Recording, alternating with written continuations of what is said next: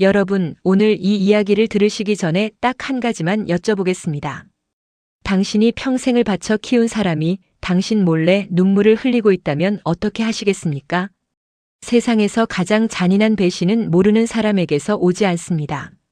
가장 믿었던 사람, 가장 가까이 둔 사람, 이 사람만큼은 절대로라고 굳게 믿었던 사람에게서 옵니다. 오늘 제가 들려드릴 이야기는 한 아버지의 이야기입니다.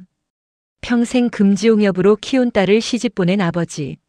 사위가 믿음직하다 생각했고 딸이 행복하다 믿었고 이제 자기 역할은 다 했다고 생각했던 아버지. 그런데 어느 주말 오후 딸의 집에 들렀다가 봐버리고 말았습니다. 반소매 아래로 비쳐나온 시퍼런 멍자국을. 그 순간부터 이 이야기가 시작됩니다. 무작정 달려들어 주먹을 휘두르는 것은 하책이라는 걸 알았던 아버지. 하지만 그렇다고 그냥 넘어가는 것은 상상도 할 수 없었던 아버지. 그는 조용히 그리고 철저하게 움직이기 시작했습니다. 이 이야기는 분노에 관한 이야기가 아닙니다. 사랑에 관한 이야기입니다. 평생을 살아오며 쌓은 지혜와 인내, 그리고 자식을 향한 한없는 사랑이 어떤 힘을 발휘하는지에 관한 이야기입니다. 끝까지 함께 해주세요. 절대 후회하지 않으실 겁니다. 세상에 자식 걱정 안 하는 부모는 없습니다. 하지만 어떤 부모는 그 걱정을 평생의 업으로 삼습니다. 박민준 씨는 그런 아버지였습니다. 슬아의 딸 하나 아들 하나. 그 중에서도 첫째 딸 수아는 그의 말을 빌리자면 눈에 넣어도 아프지 않을 아이였습니다. 민준 씨가 딸을 얼마나 아꼈는지 보여주는 에피소드는 한두 개가 아닙니다. 수아가 중학교 1학년 때 친구들한테 왕따를 당한 적이 있었습니다. 그때 민준 씨는 회사를 조퇴하고 학교 앞으로 달려갔습니다. 딸이 혼자 교문을 나서던 그 순간 아이의 눈이 얼마나 쓸쓸해 보이던지. 그는 딸을 조용히 불러 손을 잡고 근처 떡볶이 집으로 데려갔습니다. 아무 말 없이 그냥 옆에 앉아 같이 먹기만 했습니다. 그게 전부였습니다. 그런데 수아는 나중에 이렇게 말했습니다. 그날 아빠가 온 것만으로도 나 다시 살 것 같았어. 민준 씨는 그 말을 20년이 지나도록 잊지 못했습니다. 수아는 그렇게 아버지의 든든한 울타리 안에서 자랐습니다. 크게 모자란 것도 크게 넘치는 것도 없는 가정이었지만 사랑만큼은 어디 하나 부족한 구석이 없는 집이었습니다. 수아가 대학에 입학할 때 민준 씨는 몰래 편지를 써서 딸의 가방 안에 넣어두었습니다.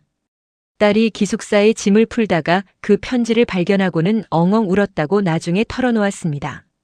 편지에는 단 2줄이 적혀 있었습니다. 어디 가도 아빠는 네 편이다. 힘들면 언제든 돌아와라. 그 딸이 결혼을 하겠다고 한 건 수아의 나이 31 때였습니다. 상대는 정태윤이라는 남자였습니다. 중견 무역회사에 다니고 있었고 말솜씨가 번드르르하고 웃는 얼굴이 시원시원한 남자였습니다.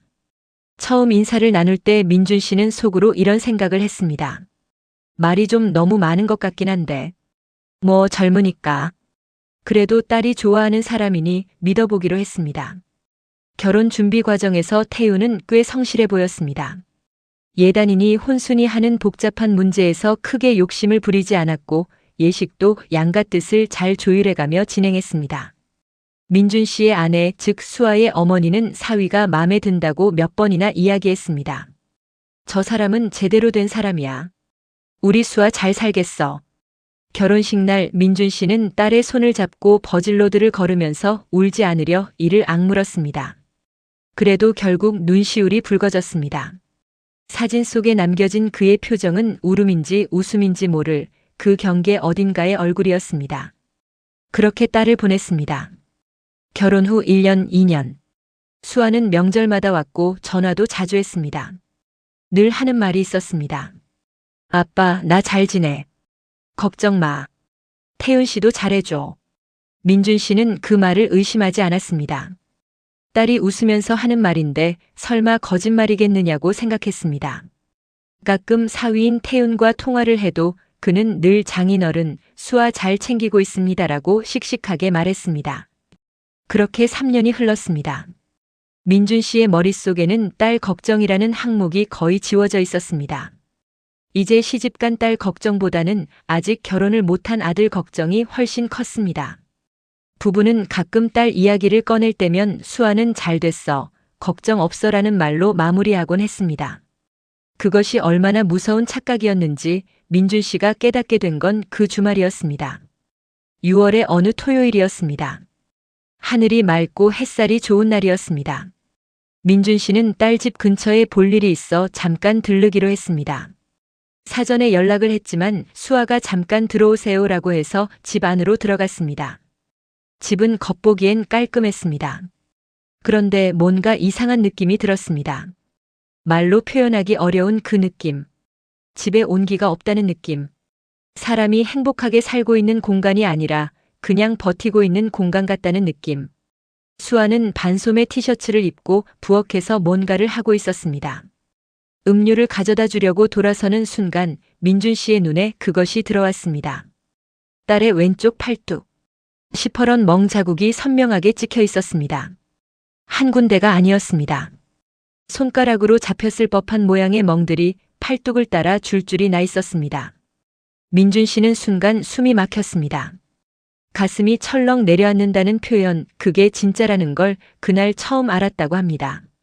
실제로 심장이 한 박자 멈추는 것 같은 느낌이 왔다고. 손이 떨렸습니다. 수아야. 딸이 돌아봤습니다. 그거 팔에 그게 뭐냐?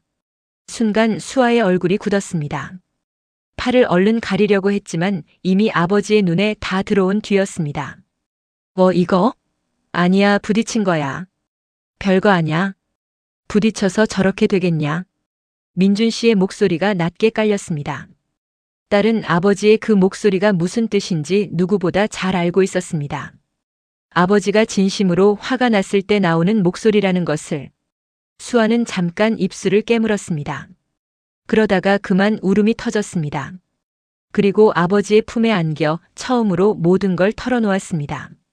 수아가 처음 이상함을 느낀 건 결혼한 지 1년도 채 되지 않았을 때였습니다. 태유는 결혼 전과는 조금씩 달라지고 있었습니다. 처음에는 작은 것들이었습니다. 귀가 시간이 조금 늦어졌습니다. 핸드폰을 충전하는 위치가 갑자기 바뀌었습니다. 예전엔 거실 탁자에 올려놓던 핸드폰을 이제는 항상 침실 머리맡에 엎어두었습니다. 화장실 갈 때도 핸드폰을 들고 갔습니다. 수아는 처음엔 그냥 지나쳤습니다. 의심하기 싫었습니다. 이제 막 시작한 결혼 생활에 불신이라는 씨앗을 심고 싶지 않았습니다. 그런데 어느 날 저녁 태윤이 샤워를 하러 들어간 사이 핸드폰에 메시지가 떴습니다. 발신자 이름은 거래처 김 팀장이었습니다. 수아는 아무 생각 없이 화면을 봤습니다. 내용이 보였습니다. 자기야, 오늘 못 만나서 아쉬워. 내일은 꼭 봐요. 수아는 그 자리에서 굳어버렸습니다. 거래처 김 팀장이 보낸 자기야라는 메시지. 혹시나 싶어 발신자를 눌러봤습니다. 저장된 연락처를 클릭하니 사진이 있었습니다. 여자였습니다. 웃고 있는 사진이었습니다. 수아보다 어려 보이는 여자. 수아는 그날 밤 태윤이 샤워를 마치고 나오기를 기다렸다가 물었습니다. 조용하게, 최대한 차분하게. 거래처 김 팀장이 자기야라고 문자 보냈는데 태윤의 얼굴이 잠깐 흔들렸습니다. 그러나 그것도 잠깐이었습니다. 그는 이내 표정을 정리하고 웃으면서 말했습니다. 아, 그거? 그 사람이 좀 장난기가 있어. 다들 그렇게 불러. 별거 아냐? 별거 아니야? 그 사람 사진 봤는데. 사진? 저장해 놓은 사진.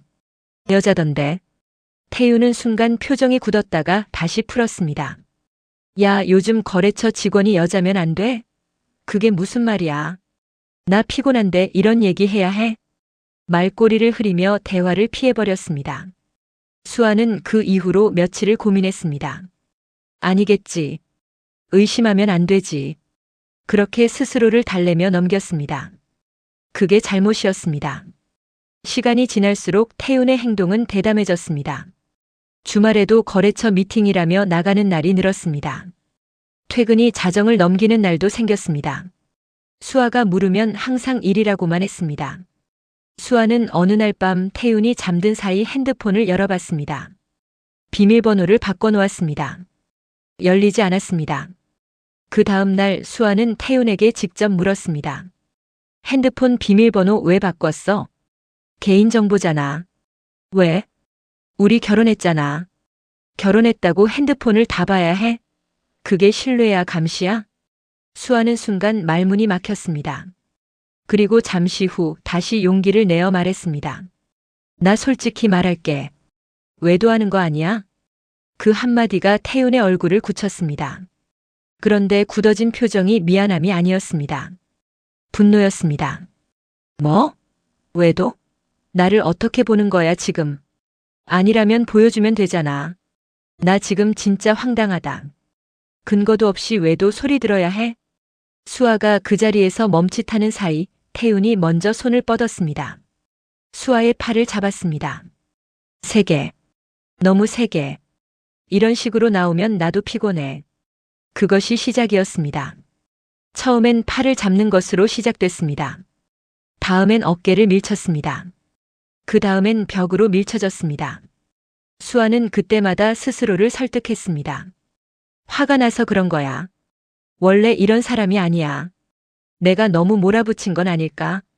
그러나 태윤의 행동은 갈수록 심해졌습니다. 그러던 어느 날 밤 수아는 태윤의 차에서 우연히 영수증을 발견했습니다. 고급 레스토랑 영수증이었습니다.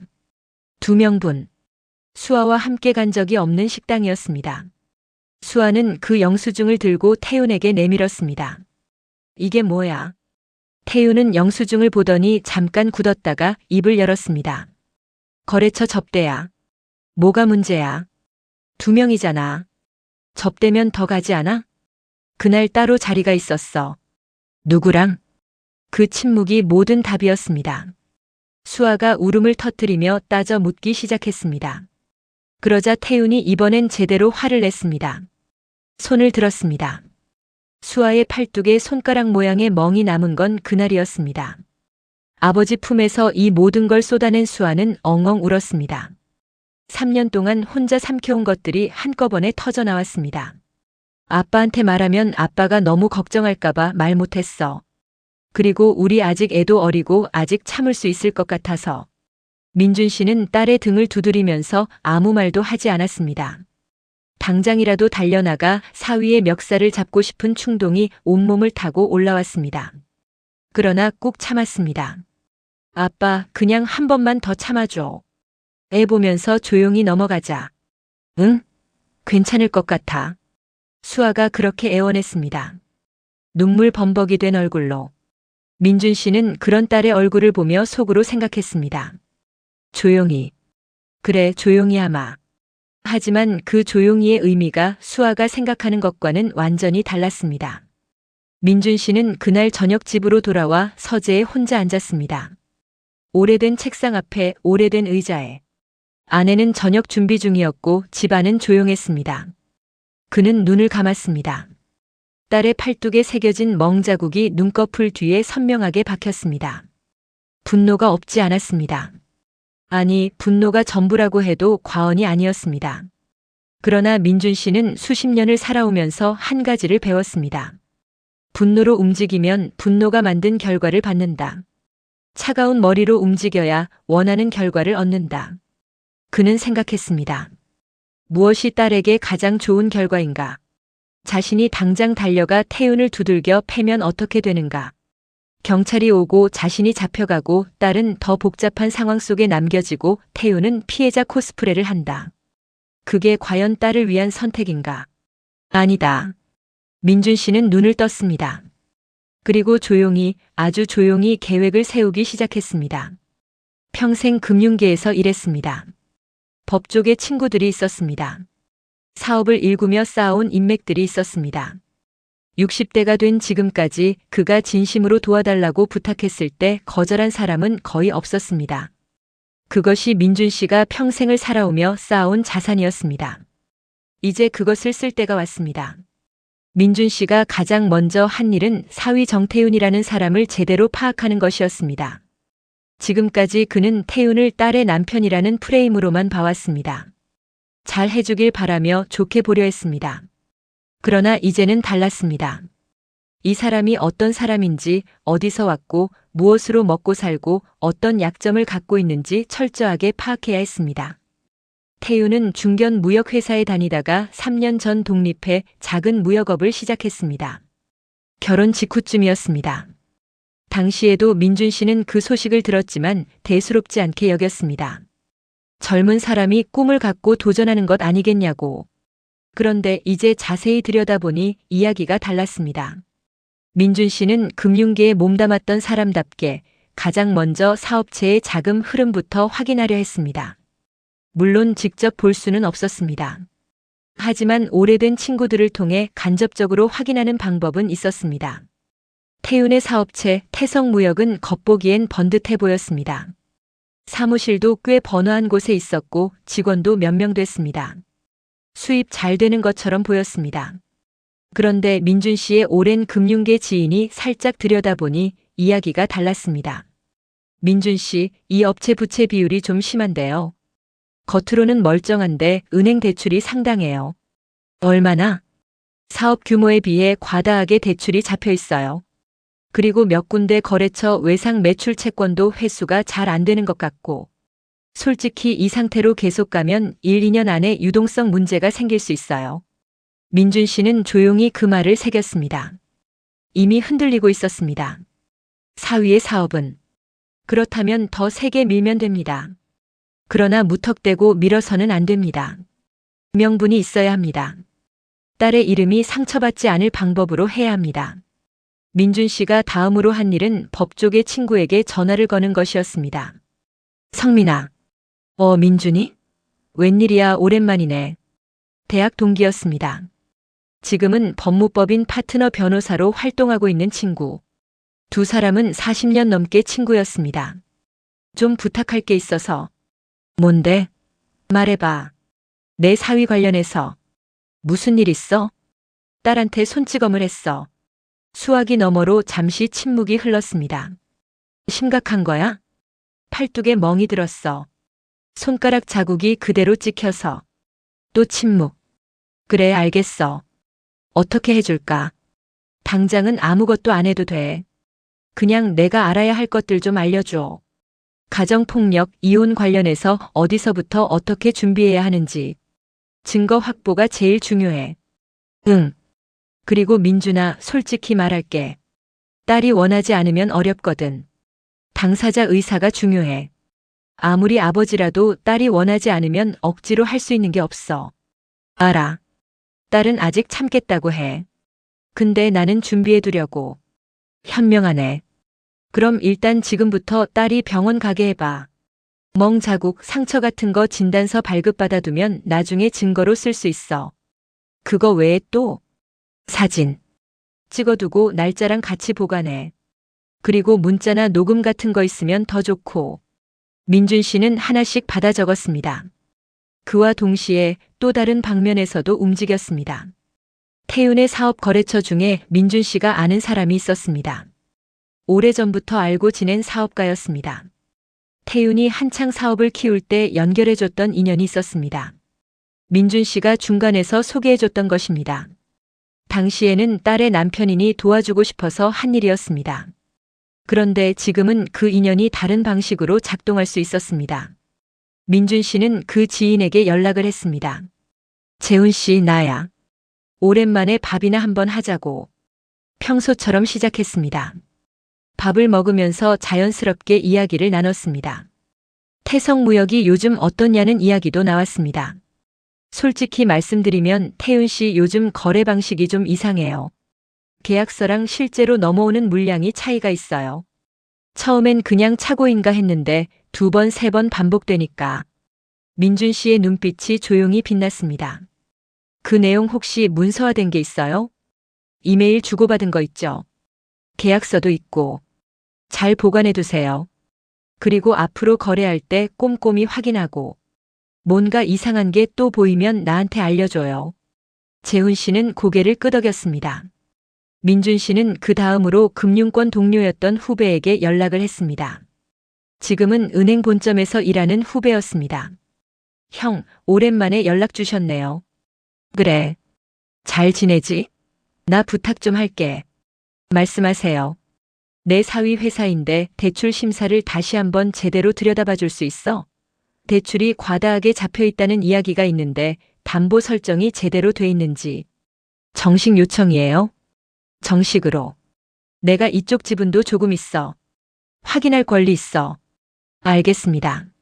한번 들여다볼게요. 그 전화를 끊고 민준 씨는 창밖을 바라봤습니다. 서두르지 않았습니다. 한꺼번에 몰아치지 않았습니다.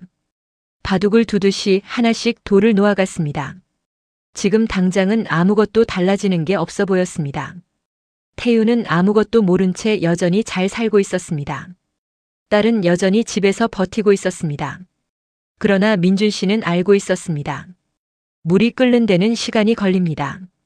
그러나 한번 끓기 시작하면 막을 수 없습니다. 그가 조용히 준비하는 동안 또 하나의 결정적인 정보가 흘러들어왔습니다. 태윤이 회사 자금을 개인 용도로 빼돌리고 있다는 정황이었습니다. 거래처 재훈 씨가 연락을 해왔습니다. 민준 씨, 저 이상한 거 발견했어요. 태성무역이랑 거래하면서 세금 계산서가 2군데서 나온 적이 있어요. 같은 거래인데 법인 명의랑 대표 개인 명의랑. 민준 씨는 그 말을 듣고 잠시 침묵했습니다. 이건 단순한 가정불화의 문제가 아니었습니다. 이건 명백한 법적 문제였습니다. 자료 좀 모아줄 수 있어요? 이미 챙겨놨어요. 민준 씨는 수화기를 내려놓으며 생각했습니다. 이제 시간 문제였습니다. 민준 씨가 조용히 움직이기 시작한 지 2달쯤이 지난 어느 날이었습니다. 태윤의 핸드폰에 연락들이 오기 시작했습니다. 하나씩, 조금씩. 거래처에서 오는 전화였습니다. 대표님, 저희 이번 계약건 좀 재검토가 필요할 것 같습니다. 처음엔 그러려니 했습니다. 거래라는 게 늘 순탄하지만은 않으니까. 그런데 다음 날 또 전화가 왔습니다. 대표님, 죄송한데 이번 건 다른 업체로 진행하기로 했습니다. 그 다음 날도. 대표님, 계약 갱신이 어려울 것 같습니다. 태유는 처음엔 그냥 시장 상황이 안 좋은 거라고 생각했습니다. 경기가 안 좋으니까. 그럴 수 있지. 그렇게 넘겼습니다. 그런데 한 주, 2주가 지나면서 이상한 패턴이 보이기 시작했습니다. 빠져나가는 거래처들이 하나같이 비슷한 말을 했습니다. 다른 업체로 진행하기로 했다는 말. 그리고 그 업체들이 서로 연결되어 있지 않은 것 같은데 비슷한 시기에 비슷한 결정을 내렸습니다. 왜 이러지? 태유는 거래처들에 직접 연락을 해봤습니다. 그러나 시원한 답이 돌아오지 않았습니다. 다들 말을 아꼈습니다. 그러는 사이에 또 다른 문제가 터졌습니다. 은행에서 연락이 왔습니다. 대표님, 대출 관련해서 담보 재평가가 필요합니다. 상환 일정 조정도 논의드려야 할 것 같고요.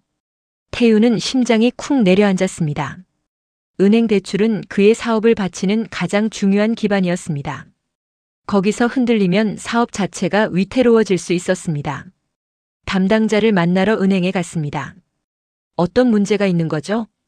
네, 저희가 최근 기업 여신 관리 차원에서 일부 업체들을 재검토하게 됐는데요. 태성무역 쪽은 최근 거래처 변동폭이 크고 매출 채권 회수율도 좀 떨어지는 편이라서요. 제가 관리 잘하고 있는데요. 네, 그런데 저희 내부 기준상 일정 수준 이하로 내려가면 대출 조건을 재협의해야 하거든요. 혹시 추가 담보 설정이 가능하실까요? 태유는 그 자리에서 머릿속이 하얘졌습니다. 집으로 돌아오는 길에 그는 처음으로 뭔가 이상하다는 생각을 했습니다. 우연치고는 너무 많은 일들이 한꺼번에 일어나고 있었습니다. 그러나 아직 그는 그 뒤에 누가 있는지 알지 못했습니다. 그러던 어느 날 저녁 태윤의 핸드폰으로 문자 하나가 왔습니다. 발신자는 거래처 김 팀장이었습니다. 그러니까 수아가 받던 그 연락처였습니다. 내용은 짧았습니다. 우리 이제 그만 만나요. 저 다른 사람 생겼어요. 태윤은 그 문자를 오래 바라봤습니다. 불륜 관계였던 그 여자가 그를 떠나겠다고 했습니다. 나중에 알게 됐지만 그 여자는 태윤의 사업이 흔들린다는 이야기를 어디선가 들은 것이었습니다. 돈이 되는 사람 옆에 있으면서 누리던 것들을 이제 더는 기대할 수 없다고 판단한 것이었습니다. 그날 밤 태윤은 술을 마셨습니다. 그리고 술에 취해 집으로 들어와 수아에게 쏟아냈습니다. 이유 없이. 그냥 분풀이였습니다. 수아는 그날도 아무 말 없이 맞았습니다. 그런데 그 다음 날 수아가 아버지에게 전화를 했습니다. 아빠, 나 이제 이혼할게. 민준 씨는 그 말을 듣고 잠시 눈을 감았습니다. 그리고 조용히 말했습니다. 그래. 잘 생각했다. 미안해, 아빠. 왜 미안해? 잘했어. 민준 씨는 전화를 끊고 바로 변호사 친구 성민에게 연락했습니다. 이제 움직여도 돼. 알겠어. 바로 준비할게. 그로부터 며칠 뒤 수아는 법무법인을 통해 이혼 소송을 제기했습니다. 혼인 중 배우자의 부정행위, 그리고 가정폭력. 증거는 이미 충분히 모아져 있었습니다. 병원 진단서, 사진, 문자 내역. 수아가 몰래 모아왔던 것들이었고 아버지가 단단히 준비해뒀던 것들이었습니다. 태우는 소장을 받고 처음엔 황당하다는 반응을 보였습니다. 무슨 증거가 있다고 이혼 소송이야? 내가 언제? 그러나 법무법인에서 준비한 증거 목록을 보고는 표정이 굳었습니다. 그리고 며칠 뒤 국세청에서도 연락이 왔습니다. 태성무역 대표님이시죠? 세금 계산서 관련해서 소명 자료 제출 부탁드립니다. 태우는 그때서야 깨달았습니다. 이게 우연이 아니라는 것을, 누군가가 자신을 향해 조용히 그물을 쳐왔다는 것을, 그리고 그 그물이 이제 한꺼번에 조여들고 있다는 것을. 그는 머릿속에서 빠르게 연결고리를 찾기 시작했습니다. 거래처들이 일제히 등을 돌린 것, 은행이 갑자기 대출 조건을 문제 삼은 것, 국세청 조사까지. 이 모든 것들이 하나의 방향을 가리키고 있었습니다. 장인어른, 박민준. 태우는 그날 밤 잠을 이루지 못했습니다.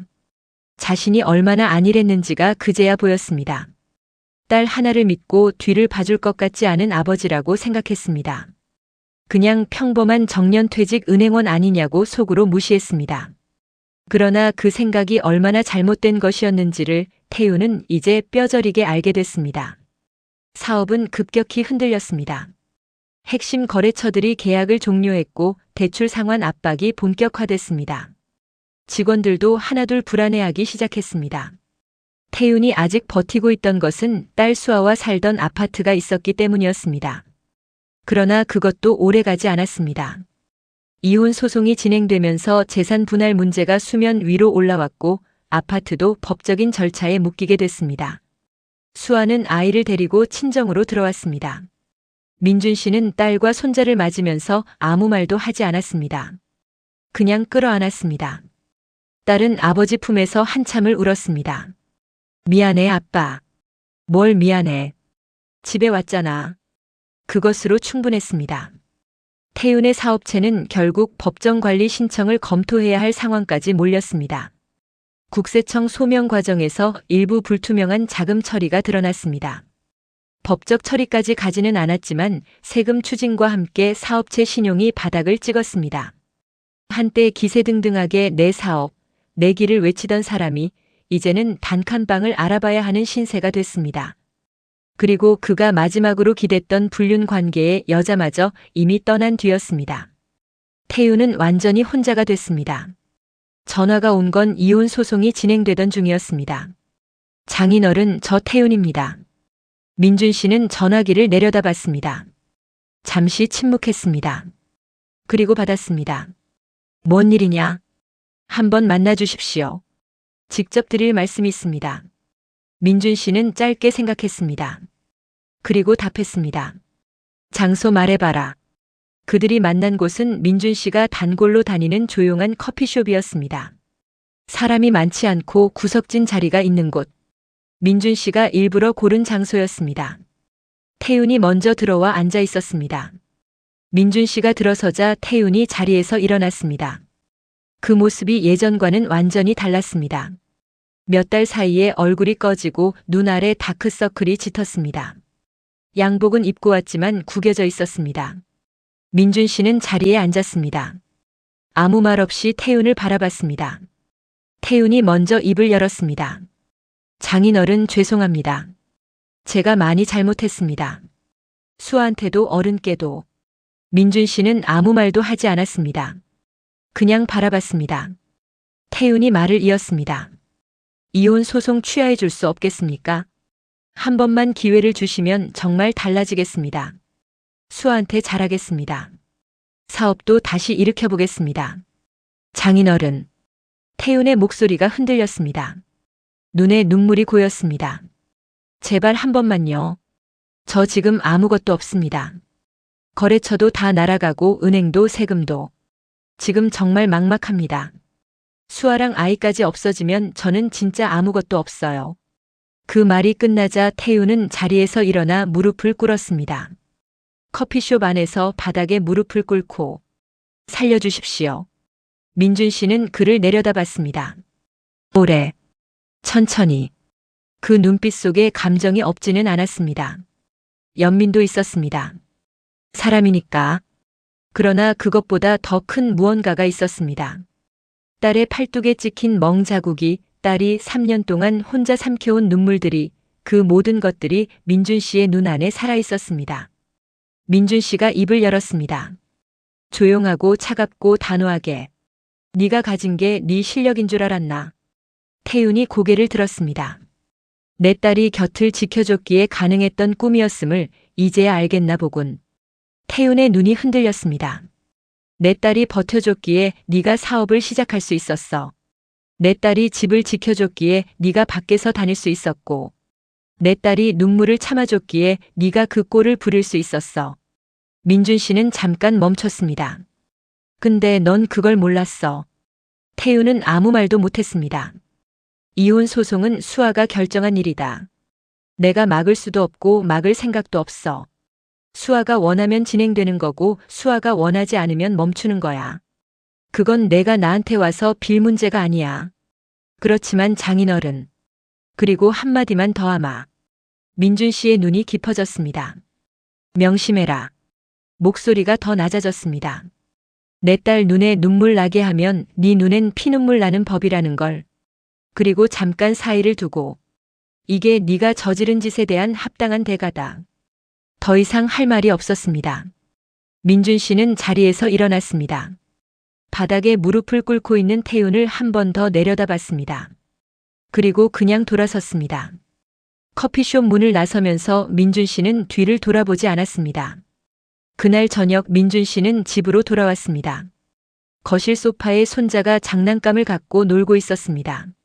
수아가 부엌에서 저녁을 준비하고 있었습니다. 아내가 TV를 보고 있었습니다. 평범한 저녁이었습니다. 아무것도 특별하지 않은 저녁. 민준 씨는 소파에 앉아 손자를 무릎 위에 올렸습니다. 아이가 까르르 웃었습니다. 그 웃음소리에 부엌에서 수아가 고개를 들어 아버지를 봤습니다. 아빠 오늘 어디 다녀온 거야? 아니 그냥 좀. 밥 다 됐어. 잠깐만. 그래. 민준 씨는 손자의 머리를 쓰다듬으며 창밖을 바라봤습니다. 끝이 났습니다. 아무것도 무너뜨리려 하지 않았습니다. 그냥 딸의 곁으로 돌아오려 했습니다. 딸이 눈물 대신 웃음을 갖도록. 그게 전부였습니다. 이혼 소송은 그로부터 몇 달 후 합의 이혼으로 마무리됐습니다. 재산 분할에서 수아가 충분한 몫을 받았습니다.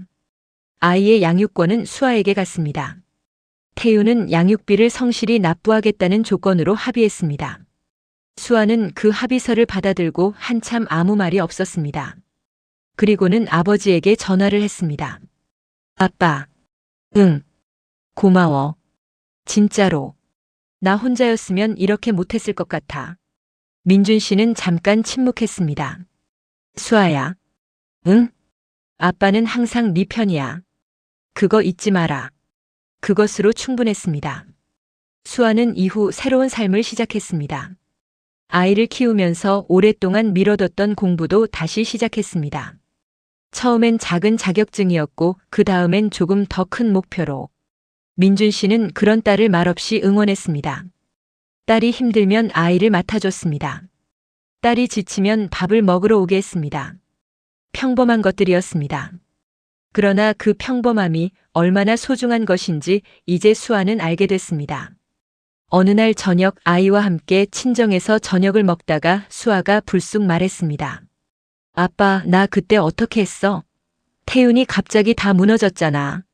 민준 씨는 젓가락을 놓지 않은 채 말했습니다. 밥 먹어라. 아빠. 다 지나간 일이야. 그래도. 민준 씨는 잠깐 멈췄습니다. 그리고 수아를 봤습니다. 내가 한 건 없어. 그 사람이 혼자 무너진 거야. 처음부터 제대로 된 게 없었던 거야. 수아는 잠깐 아버지를 바라봤습니다. 그리고 고개를 끄덕였습니다.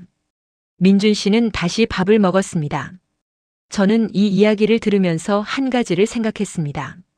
사랑은 때로 조용합니다. 요란하지 않습니다. 당장 눈에 보이지 않습니다. 그러나 가장 단단한 사랑은 언제나 그런 모습이었습니다. 민준 씨가 딸을 위해 한 일들은 어디에도 기록되지 않았습니다.